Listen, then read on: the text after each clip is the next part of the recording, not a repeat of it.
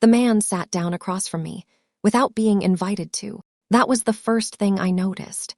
Not his face, not his age, just the particular confidence of someone who had decided they were going to do this and had made peace with it before they walked through the door. My assistant had buzzed me to say there was someone asking to see me without an appointment.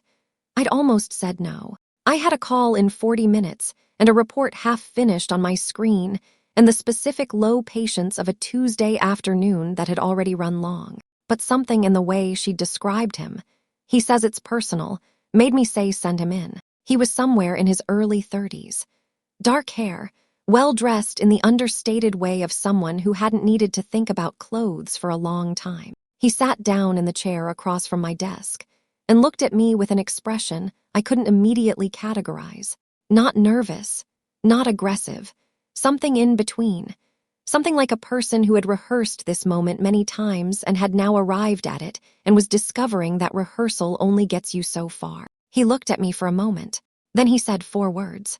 I think I'm your brother. The room did not change.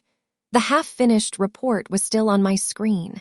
The afternoon light was still coming through the window at the same angle. My coffee was still going cold in the cup to my left.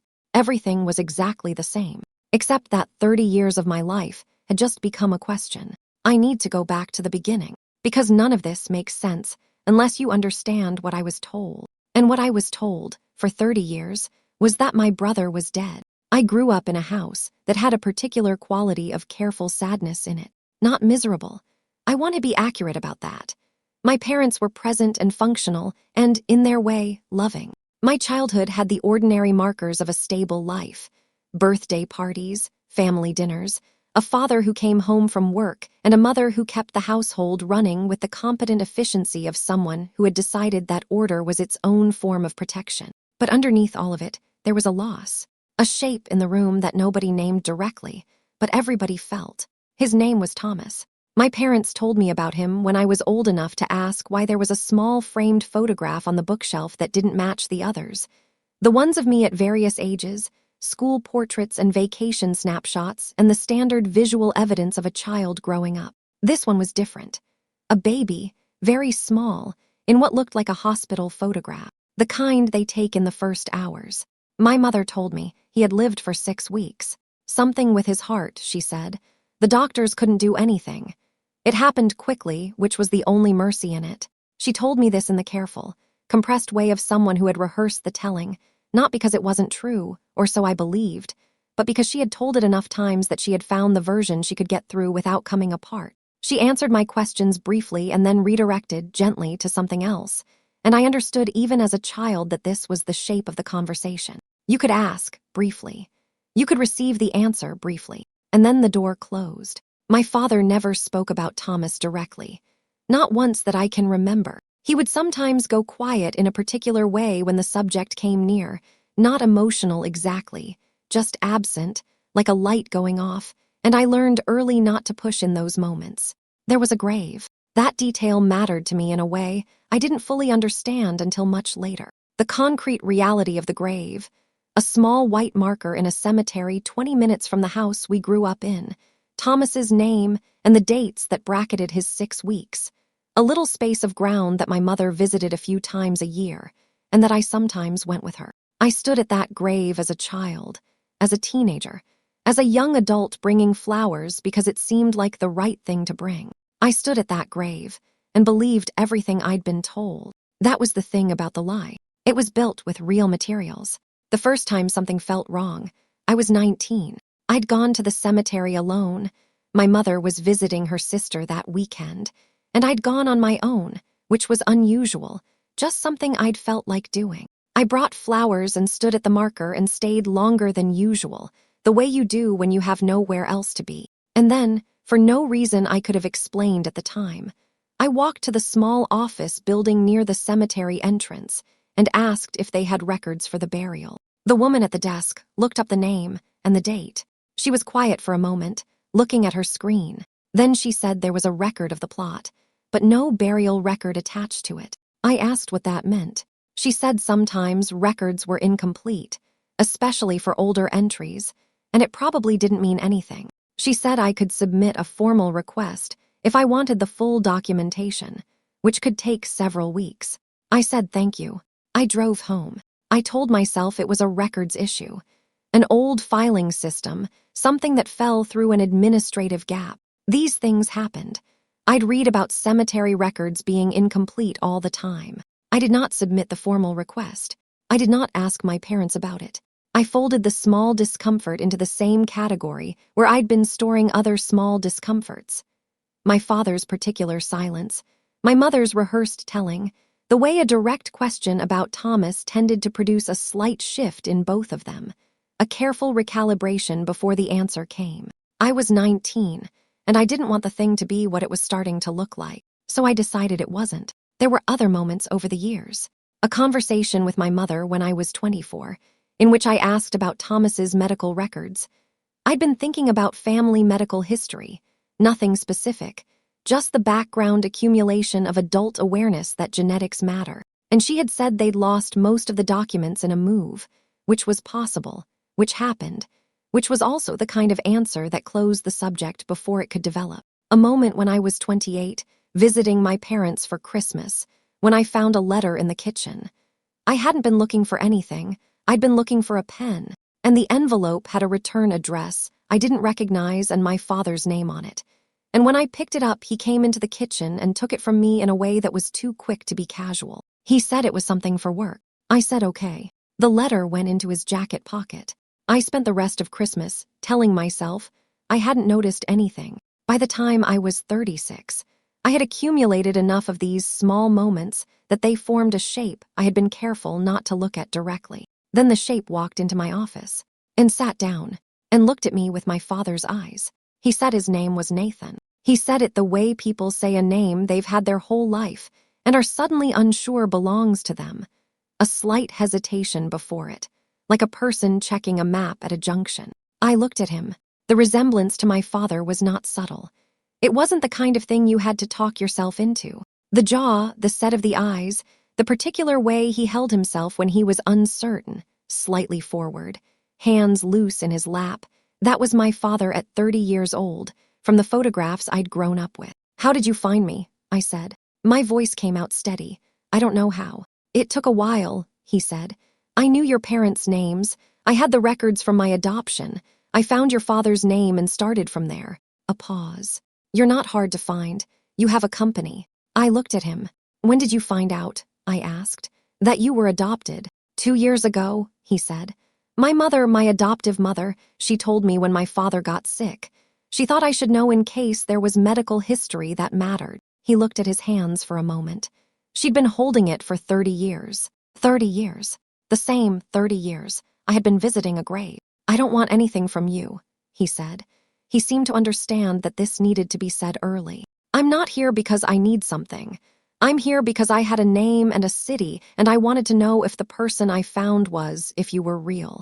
I looked at him, at my father's eyes in a stranger's face, at 30 years of Tuesday afternoon light, unchanged, going cold in a coffee cup. "I need to do a DNA test," I said. "Yes," he said.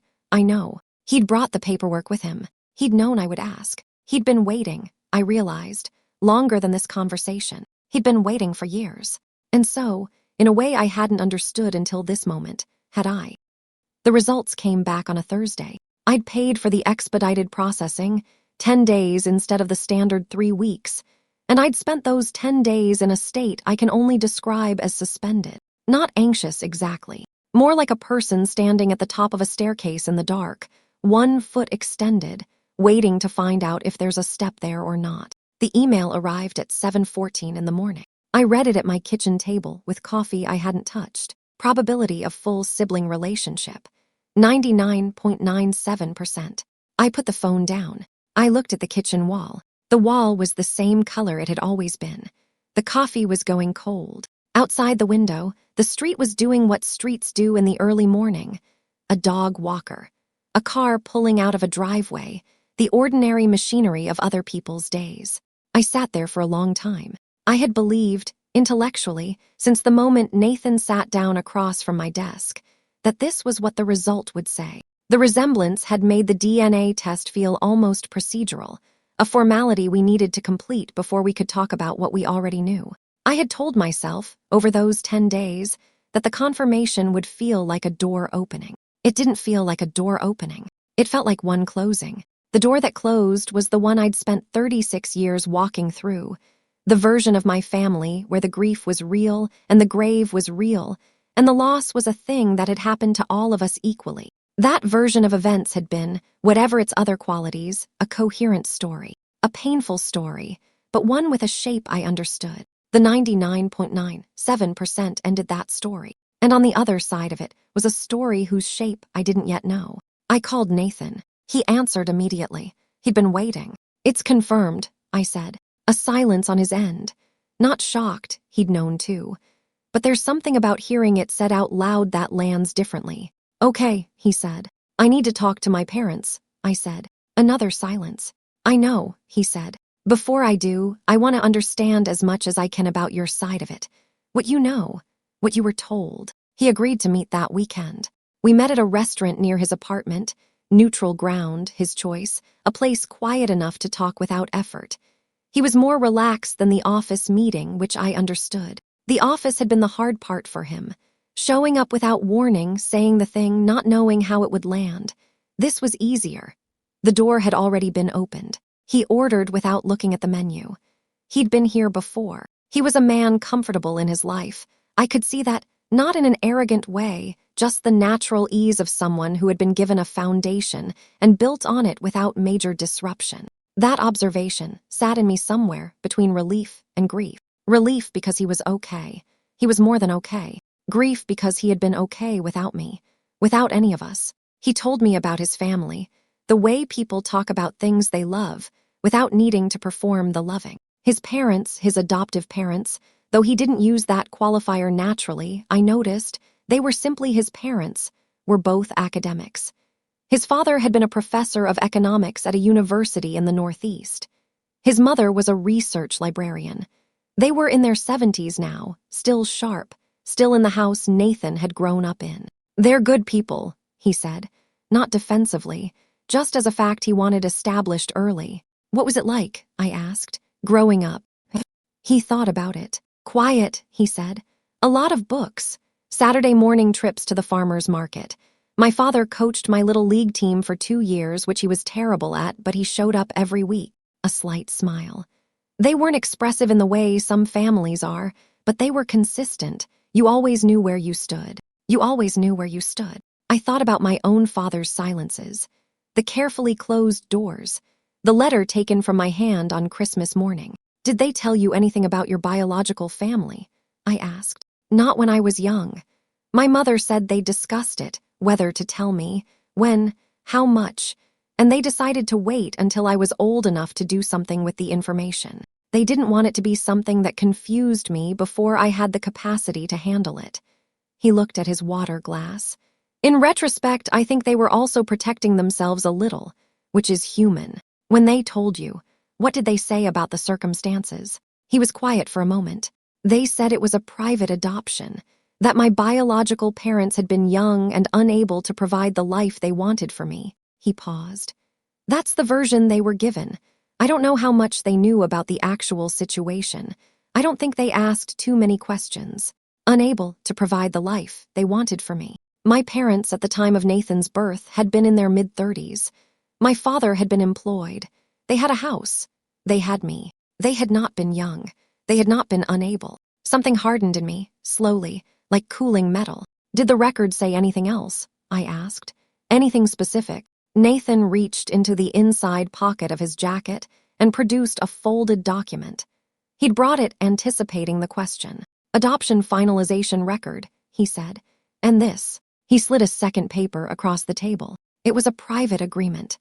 The kind that gets drawn up when an adoption is arranged outside the standard agency system, not illegal, but particular. It contained, in the careful language of legal documents, the terms of the arrangement. I read it twice. My parents' names were on it. The date was 6 weeks after Nathan's birth. 6 weeks. The exact lifespan my mother had given Thomas when she told me the story. And at the bottom, in a section I had to read 3 times to fully process, was a clause I hadn't expected, an ongoing contact provision. My parents had negotiated the right to receive updates. Not to visit, not to be acknowledged, just to know. To receive periodic information about how Nathan was doing, how he was developing, whether he was well. They had given away their son, and then arranged to watch him grow up from a distance. I folded the document and slid it back across the table. I sat with it for a moment. You didn't know about the contact clause? I asked. No, Nathan said. My parents didn't mention it. I don't know if they knew. I nodded. I picked up my water glass and set it down without drinking from it. I need to talk to them, I said. My parents. I know, he said. I don't know what they're going to say. Neither do I, he said. But I've been thinking about this for 2 years, and I've learned that not knowing is worse than knowing, even when the knowing is hard. I looked at him, this man who was my brother, who had grown up in a house full of books and Saturday farmers markets, and a father who coached Little League badly, but consistently, who had been raised with the particular security of people who showed up every week, who had been given all of that in exchange for being taken from us, who had grown up not knowing we existed, while we grew up believing he was in the ground. I'm sorry, I said. It came out before I decided to say it. He looked at me. For what? He said. For 30 years, I said. For the grave, for all of it. He was quiet for a moment. That's not yours to be sorry for, he said. He was right. It wasn't mine. It belonged to the 2 people I drove to see the following Saturday morning. With the adoption paperwork in my bag and 36 years of a story I now understood, had been told to me in a language designed to prevent exactly this conversation. My mother answered the door. She looked at my face before she looked at anything else, the way mothers do, and whatever she saw there made her own face go very still. Come in, she said. My father was in the living room. He stood when I came in, which he didn't usually do, and that small involuntary formality told me that some part of him, some animal part, the part that had been carrying this for 30 years, already knew. I sat down. I put the folder on the coffee table. My mother sat across from me.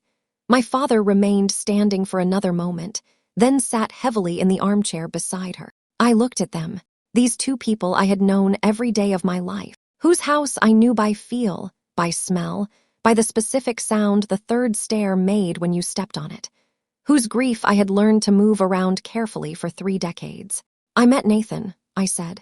My mother made a sound. Not a word, just a sound like something being released. My father looked at the folder on the table. He didn't reach for it. How long have you known he existed?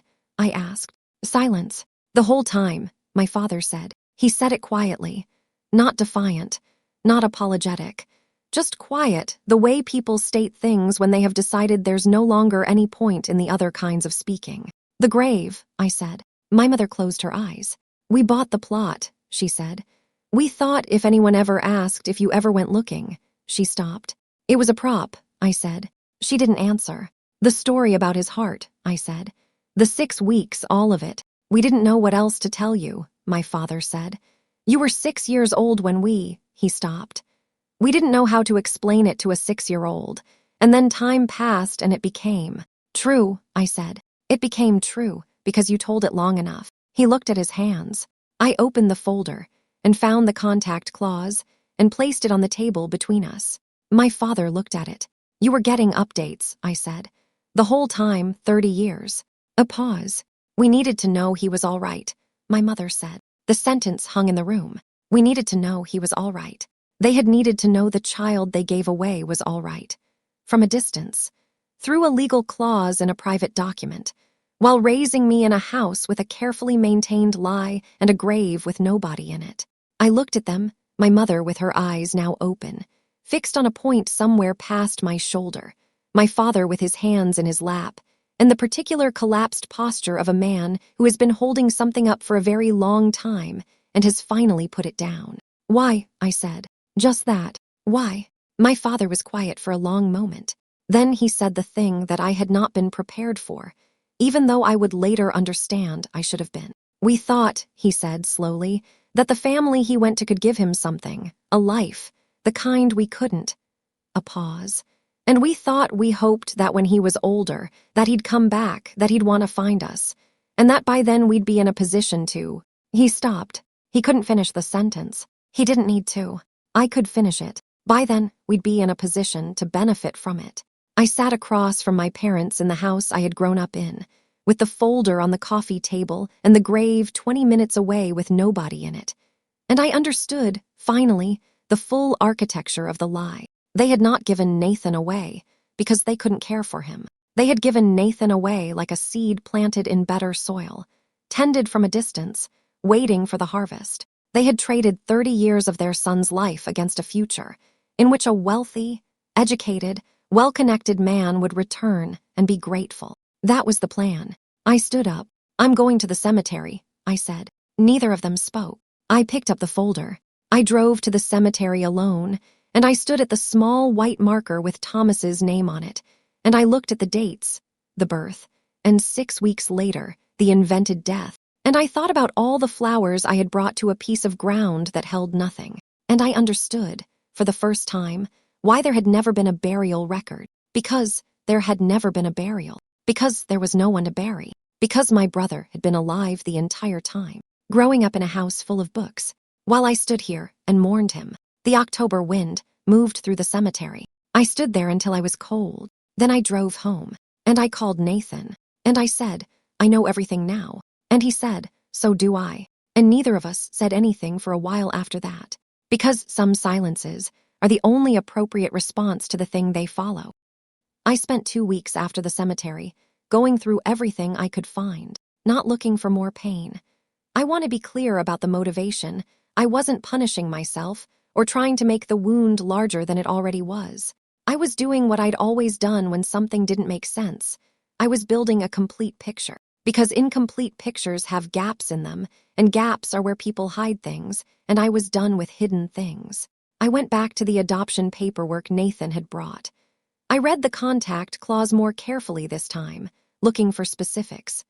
The clause specified that my parents were entitled to receive updates on Nathan's development, health, and general well-being at intervals of no less than once per year. The updates were to be provided through a designated intermediary, a name I didn't recognize, which I later determined was the lawyer who had arranged the private adoption. Once per year, for 30 years, 30 updates. I called the lawyer's office. The firm still existed, though the founding partner had retired, and asked, as diplomatically as I could, whether any documentation from an old adoption matter might still be in their files. I identified myself, explained the situation in broad terms, and asked if anyone could confirm whether the agreement had been honored. The paralegal I spoke with was cautious, but not unhelpful. She confirmed, without providing specifics, that the file existed and that correspondence had been maintained for an extended period. Extended period. I asked for a more precise time frame. She said she couldn't share details without proper authorization. I thanked her and ended the call. I didn't need the details. I had the shape. 30 years of annual updates. My parents, sitting in the house where I grew up, receiving information about a child they had given away, his health, his development, his general well-being. Reading about the life they had arranged for him, watching the seed they'd planted grow from a safe distance, and then coming to dinner with me, and celebrating my birthdays, and visiting Thomas's grave on the anniversary of his invented death, because the grave had to remain maintained, because the grave was a cornerstone of the architecture. I thought about all the times my mother had gone quiet when the subject came near, all the times my father had that particular light-going-off absence. I had read those silences as grief. They were something else. They were the weight of a secret, kept so long it had become indistinguishable from grief, even to the people carrying it. I went back to my parents' house on a weeknight. I didn't call ahead this time. I let myself in with my key. I still had a key. I had always had a key. I was the child they had kept, and my mother was in the kitchen and looked up when I came in with an expression that had become familiar in the past 2 weeks. Not surprise, just the face of someone bracing. My father was in the living room. He came to the kitchen doorway when he heard me. I sat down at the kitchen table. I put my hands flat on the surface and looked at them. "I want to understand the full timeline," I said. "Not the version you told me, the actual sequence of events." My mother sat down across from me. My father stayed in the doorway. "We've told you," he started. "You've told me some of it," I said. "I want the rest." A long pause. Then my father came and sat at the table, and they told me. It came out in pieces. The way things do when people have held something for a long time and the holding is finally over. Not smoothly. There were stops and corrections and moments where one of them would say something and the other would adjust it. The way people do when they've had a story between them for decades and aren't sure anymore which version is for the other person and which is for the world. The adoption had not been a desperate decision made by people with no options. My father had been in financial trouble, real trouble, the kind that doesn't show on the surface, but that hollows out the inside of a life. Debts accumulated through a business venture that had failed badly in the years before Nathan was born. The kind of trouble where you are managing appearances while privately watching something collapse. When Nathan was born, unexpected, my mother said, unplanned, which was not an excuse but was a fact. My father had begun within weeks to think about it differently. He had a friend, a colleague from his former business, a man who had done well, who had moved in circles my father no longer had access to. This man had a brother, a couple in their 40s who had been unable to have children and had been quietly looking. The couple had money, stability, a house in a good neighborhood, everything that implied a future that my father at that moment could not reliably promise. He told my mother he thought Nathan would have a better life, and he told her something else. He told her that a child raised in that world, with that education, those connections, that foundation would grow up to be someone. That when Nathan was an adult, when he came looking for his origins as adopted children often did, he would find them. And the reunion would be between a struggling family and a successful son, and that the successful son might want to help. He had used the word investment. My mother had looked at me when she said that, and I don't think she meant to say it, and I don't think she had ever said it out loud before. Investment. The word sat at the kitchen table between all three of us. You planned it, I said. My father looked at his hands. Not coldly, he said. It wasn't we convinced ourselves it was the right thing for him, that he'd have more, that we were doing something for him. And for yourselves, I said. He didn't answer. He didn't need to. My mother was looking at the wall. The grave, I said. Whose idea was the grave? A silence. Mine, my father said. I looked at him. If there was a grave, he said. There were no questions. You were 6. You were old enough to know something had happened, but young enough to accept the version we gave you. And if there was a grave, you'd never go looking. You'd never. He stopped. Find him, I said. Find out, he said, that he existed. Because if I found out he existed, I might find him. And if I found him before they were ready, before he was successful, before the plan had developed to the point where it could pay off, the whole architecture came apart. The grave was not for Thomas. The grave was for me. It was to keep me from looking. I stood up from the table. I didn't say anything else. I didn't have words that were adequate to the thing they had told me, and I'd learned enough by then to know that words spoken from the wrong place don't clarify anything. They just create more material to manage later. I picked up my jacket. I walked to the front door. We thought he'd come back to us, my mother said, from the kitchen. I stopped. We thought he'd want to find us, that he'd be grateful, that he did come back, I said. I didn't turn around. He came to find me, I said. Not you. I opened the door and closed it behind me. My parents found out Nathan had made contact on a Thursday. I don't know exactly how. The most likely avenue was my mother calling me and getting enough of my tone on the phone to know something had shifted, and then pressing until she understood what it was. However it happened, by Thursday evening my father called me and his voice had a quality I hadn't heard in it before. Hope. Uncomplicated, forward-leaning hope. He said he understood Nathan had come to find me. He said he thought perhaps it was time, if Nathan was open to it, for a broader conversation. A chance to meet, to explain, to begin something. He used the word family. He said, we could be a family. I listened. I said I would talk to Nathan. I did not tell him what I knew Nathan's answer would be. I didn't tell him that Nathan and I had been talking almost every day for 3 weeks, that we had already begun building something between us that had nothing to do with them, that Nathan had already told me, quietly, that he was curious about his origins but had no confusion about who his parents were. I told my father I would pass the message along. I called Nathan. They want to meet you, I said. A pause. I thought they might, he said. Are you open to it? He was quiet for a moment. I think I need to, he said. Not for them, I need to look at them. to understand where I came from in the concrete way. I've read the documents, I've heard the story, but there's something about seeing a person that makes it real. I'll be there, I said, if you want me to be. I want you to be, he said. We arranged it for the following Saturday. My parents' house. Late morning, which my mother had suggested because she wanted to make lunch, which I understood as an attempt to create the structure of a normal family gathering around something that was the opposite of that. I arrived first. My parents were nervous in a way that expressed itself as activity. My mother had cleaned things that didn't need cleaning. My father had rearranged the living room slightly and then put it back. They were dressed with the care of people who understood they were being evaluated and were trying not to show that they understood. Nathan arrived at 11:15. He drove himself. He came to the door and I opened it, and he looked at me for a moment before looking past me into the house. And in that moment, I could see him doing what I had been doing all my life, reading a space, trying to understand the shape of the thing he was walking into. Ready, I said. No, he said. Let's go anyway. He walked in. My parents were in the living room. My mother stood when Nathan came through the doorway and made a sound I don't have a precise word for, not a cry, not a gasp, something in between, the sound of a person confronted with the physical reality of something they had only carried abstractly for 30 years. My father stood more slowly. Nathan stopped in the middle of the living room. He looked at my father first. I watched him register the resemblance, the same thing I'd seen when he walked into my office, except now it was reversed.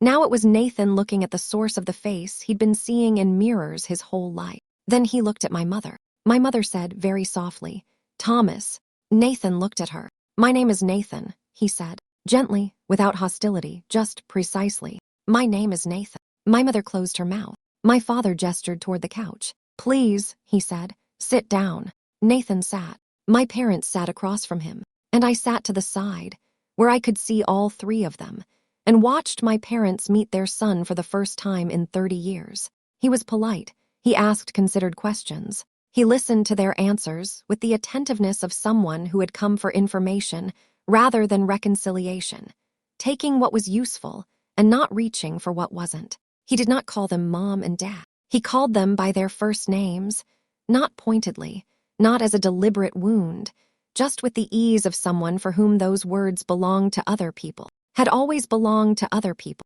and for whom this was simply the accurate way to address two strangers who happened to share his biology. I watched my father's face when he understood that. The hope that had been in his voice on the phone Thursday evening was still there at the beginning of Saturday morning. By the time Nathan stood to leave, 2 hours later, it was not. What had replaced it was something I recognized. It was the particular expression of a person who has arrived at a destination they spent a long time traveling toward and found it was not what they had imagined. Nathan shook their hands at the door. He thanked them for their time. He said it had been good to meet them. And then he walked to his car, and I walked with him, and we stood on the sidewalk outside the house I had grown up in, and he looked at me. "Okay," he said. "Okay," I said. "I needed to see it," he said.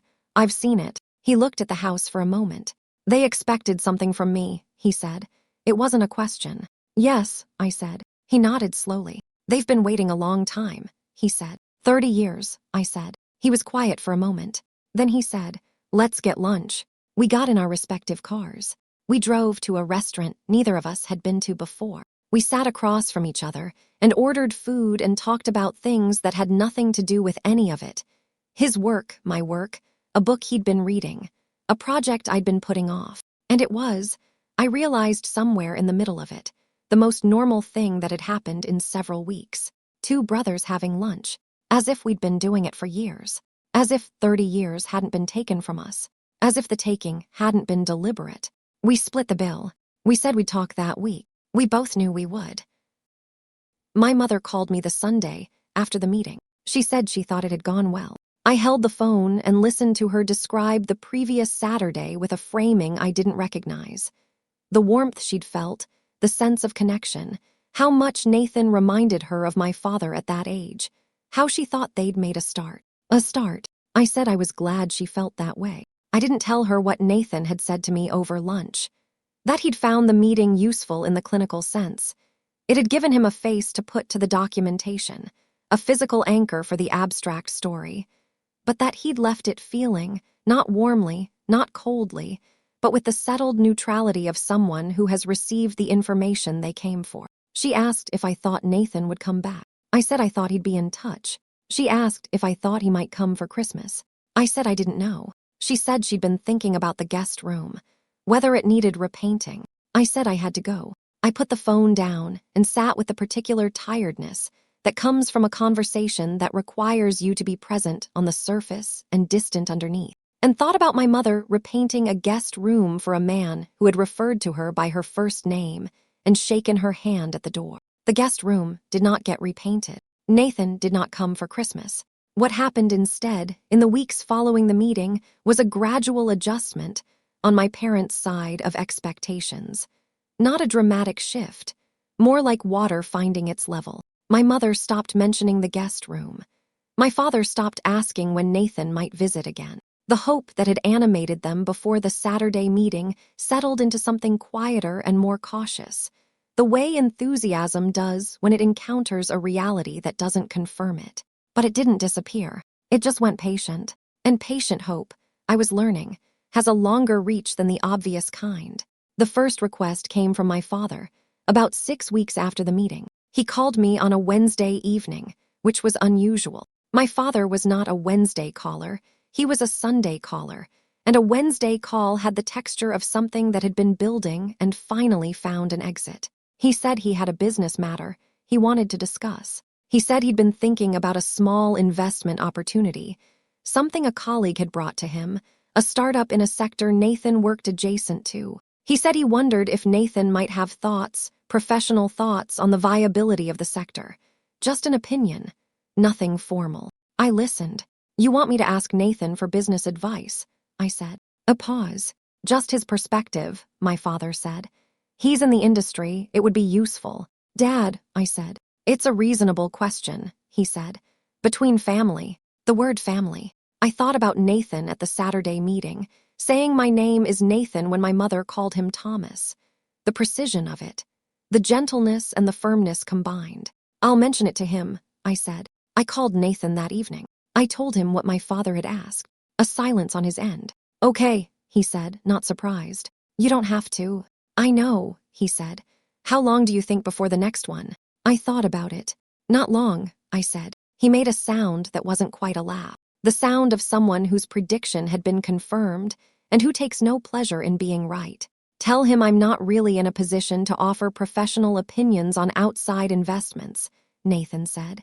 It's a conflict of interest issue, which is true. I passed the message along. My father received it with a graciousness that had the quality of temporary accommodation. The second request came 3 weeks later, this time from my mother, and this time it came to me sideways, wrapped in a conversation about family, about how she'd been thinking about getting the house looked at, some maintenance issues that had been building, and wasn't it funny that Nathan was in property development? She thought she'd read that somewhere. And did I think he might know someone he could recommend? I told her I'd ask. I did not ask. I called Nathan instead and told him what was happening, and he listened without interrupting, and when I finished, he said, "It's going to keep going." "Yes," I said. "They're not going to stop hoping I'm what they planned for," he said. "No," I said. He was quiet for a moment. "I think I need to talk to them," he said. "Directly, not through you. It's not fair to put it through you." "You don't have to do that," I said. "I know," he said. "I want to." Nathan arranged it himself. He called my parents and asked if he could come by, and he named a date and a time. And they said yes with the kind of immediate agreement that told me they'd been waiting for exactly this. For Nathan to initiate, for Nathan to reach out, for some sign that the Saturday meeting had planted something that was now growing toward them. I wasn't there for it. Nathan had asked me not to be, and I understood why. He needed the room to himself. Whatever was going to be said needed to be said without a moderator, without the buffer of my presence between them and the thing they needed to hear. He called me after. I was at home. It was a Tuesday evening. The phone rang at 7:40, and I answered immediately, and Nathan's voice was the voice of someone who has done something hard and is now on the other side of it. "How are you?" I said. "Okay," he said. "I'm okay." He told me what had happened. He'd sat down with them and he'd asked them, directly, The questions he'd been carrying since the document Paula had shown him and everything that came after. Not angrily. He was not an angry person, I'd learned. Or rather, he was someone who had processed most of his anger in the 2 years before he walked into my office. And what was left was something more like precision. He'd asked why they'd done it. He'd heard their answer, the financial trouble, the opportunity, the reasoning that dressed itself in his benefit. He'd sat with it, and then he'd asked the question that didn't have an answer. He'd asked what they had told themselves on the days in between, the ordinary Tuesdays, the Christmases, the years of annual updates from a lawyer's office, reading about milestones in a child's life the way you read dispatches from a country you've visited once and never returned to. He'd asked what it had been like to maintain a grave, to stand at it, to let people bring flowers to a piece of empty ground. My mother had started crying somewhere in the middle of this. My father had not, but he had gone to the particular absence I'd known my whole life, the light going off. Except this time Nathan had kept talking anyway, because Nathan, unlike me at 6 years old, was not a child who had learned to read that silence as a signal to stop. Nathan had said, "I'm not angry. I want to be clear about that. I've done enough work on this to know that anger isn't useful to me anymore. But I need you to understand something." He'd looked at them. He'd said I had a good life, a genuinely good life. My parents, gave me everything you hoped they would and more. I have no deficit. I'm not someone who needs to be rescued or supported or helped. I have everything I need. He'd paused. He'd said, "I'm telling you that because I think you need to understand that whatever you were waiting for, whatever version of this reunion you spent 30 years imagining, it isn't coming. Not because I'm punishing you, because it doesn't exist." He'd said, "I have parents. I have a family. I have a brother now, which I'm glad of. But I don't have a mother and father to give you because those roles were filled a long time ago by people who earned them the way you earn things. By showing up. Every day. Without an agenda." My mother had said his name. Nathan. He'd said, "I know this is hard to hear." She'd said she was sorry. She'd said it the way people say it when they mean it and have also understood, too late, that sorry is not a key that opens the door it's meant to open. He'd said he understood. He'd stood up. He'd shaken their hands at the door again. And he'd driven home. I listened to all of this in my apartment on a Tuesday evening. When he finished, I didn't say anything for a moment. Then I said, "How are you really?" A pause. "Sad," he said. "Not for me, for them a little, and for you, for what you had to grow up in." I thought about the grave, the flowers I'd brought, my mother's rehearsed telling of a story she'd constructed to seal a door. "It wasn't all bad," I said, because it hadn't been. The lie was real. The love, in its way, had also been real. Both things were true at the same time, and I'd been learning, slowly, to hold both without needing to resolve them into one. "No," Nathan said. "I don't think it was." We talked for another hour, about nothing that mattered and everything that did. Two brothers on the phone, figuring out the shape of what they were to each other. It was, I thought, a start. The right kind of start this time. My parents did not give up. I want to be accurate about that because giving them credit for persistence is the honest thing to do. They called. They sent messages. My mother began a kind of low-intensity campaign of normalcy, forwarding articles she thought might interest Nathan, texting me things to pass along, occasionally asking if we might all have dinner sometime, the four of us, like a family. Like a family. Nathan received all of it with a consistent, unhostile distance. He responded when it seemed necessary. He did not respond when it didn't. He attended a birthday dinner my parents organized. More for my sake than theirs. I understood. Because he was the kind of person who did things for his siblings' sake.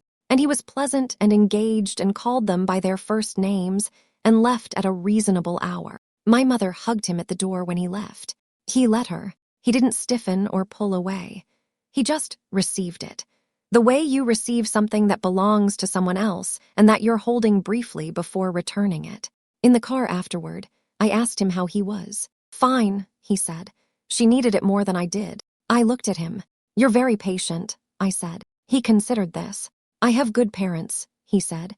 "They taught me that grace costs nothing." I thought about that for a long time afterward. Grace costs nothing. The people who had taught him, that were not in the house, we'd just left. And the people in the house, we just left had spent 30 years calculating the cost of everything. My father called me the following spring.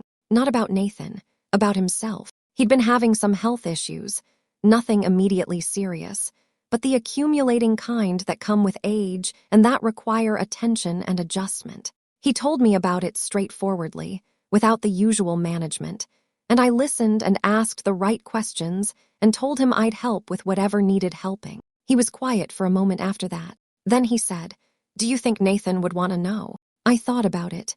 "I think Nathan would want to know anything about his medical history that's relevant," I said carefully. "Is this something that could be hereditary?" "Possibly," he said. "Then yes," I said. "He'd want to know." My father was quiet. "I thought he'd come back differently," he said. Not a complaint, just a statement of fact, in the voice of someone finally letting go of a version of events they'd held for too long. "I know," I said. "I thought when he found us, when he saw what we'd done for him, given him the opportunities." He stopped. "I thought he'd understand, that it had been for him."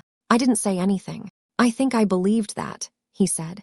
"At the time, I think I told myself it enough times that I believed it." "Maybe," I said. "But the grave," he said, quietly. "The grave was for us, I know that." I sat with that. It was the most honest thing my father had ever said to me. "Yes," I said, "it was." We stayed on the line for a moment in silence. Then he asked if I'd come for dinner on Sunday. I said I would. I told Nathan about the health issue. He thanked me for telling him and made an appointment with his own doctor. He sent my father a brief, considerate message acknowledging that he'd heard and asking him to keep him informed. My father called me afterward, and his voice had the particular quality of a man receiving less than he'd hoped for and being grateful for it anyway. That, I thought, was where we'd arrived. After everything, gratitude for the small things, because the large things had been spent. The family my parents had imagined, the wealthy son returning, the reunion full of warmth and reconciliation, the investment paying off in connection and gratitude, and the restoration of something they'd traded away, never happened. What happened instead was smaller and more specific. Nathan and I talked every week, sometimes more. We'd discovered, in the way of people who have the same raw material and very different experiences, that we were interested in each other in a way that didn't require effort. He came to the city for work once a month and we had dinner. I visited him twice. I met his parents, on the second visit. Two people in their 70s in a house full of books. His father with the particular warmth of someone who had coached Little League badly and consistently. His mother with eyes that assessed you quickly and kindly. They were good people.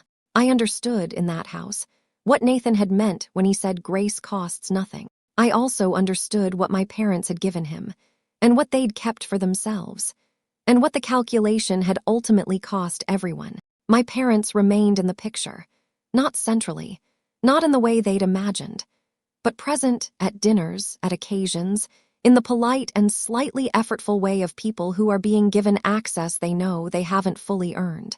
Nathan was consistent, polite, firm in the invisible way of someone who has decided what they will and won't give, and gives exactly that, and doesn't perform either generosity or withholding. He called my parents by their first names until the end. My mother stopped flinching at it after about a year. My father never fully stopped. I found the photographs in my father's study, not long after his health scare. I'd come to help him organize some paperwork, a practical task, doctor's records and insurance documents, and the administrative accumulation of a life in its later stages. And in the middle of sorting through a file drawer, I found a folder I hadn't expected. It was labeled with Nathan's name. Inside were photographs. Not many, one per year roughly for 30 years. The kind of photographs that would have been sent in an annual update from a lawyer's office, formal, composed, the visual evidence of a life proceeding on track. Nathan at 1, at 3, at 5. Nathan in a school uniform. Nathan at what looked like a high school graduation, in a cap and gown, standing with his adoptive parents. Nathan at a college ceremony, older, more recognizably himself. Nathan at what appeared to be a professional event of some kind, in a suit, shaking someone's hand. 30 years of photographs. My father had kept them in a folder in his desk. I sat on the floor of his study and looked through them slowly. Nathan's face, changing year by year, growing into the man who had walked into my office without an appointment and sat down and said 4 words that rearranged everything. My father came into the study and stopped when he saw what I was holding. He didn't say anything. He looked at the photographs in my hands. I looked at him. He was older than I'd been letting myself notice. The particular oldness that arrives not in dramatic fashion, but in accumulations, the slightly more careful way he moved, the new lines around his eyes, the way he stood in the doorway with one hand on the frame. An old man looking at photographs of a life he had watched from a distance. 30 years of watching, 30 years of waiting. And the return he'd been waiting for had come. His son had come back. He had shaken their hands at the door. He had called them by their first names. He had been, and would continue to be, exactly who he was: decent, considered, present to the degree he'd determined was appropriate. Not a son, not a windfall, not the return on an investment, just a person who happened to share their biology, who had been raised by other people to be exactly who he was. My father crossed the room slowly and sat in his desk chair. He looked at the graduation photograph in my hand, Nathan in the cap and gown, flanked by the 2 people who had stood in every photograph, consistent, present, there. He looked at it for a long time. "He looks happy," my father said. "He is happy," I said. My father nodded. He reached out, and I gave him the photograph. He held it. "Good," he said. He said it quietly. He said it like a man who meant it, and like a man who understood, finally and completely, what that happiness had cost. My parents spent 30 years waiting for my brother to come back. They never imagined he'd return just long enough to show them what they had lost, not the son they'd given away. The 30 years they'd spent waiting for him, the family that had existed right in front of them the whole time, the one they'd been too busy planning around to see.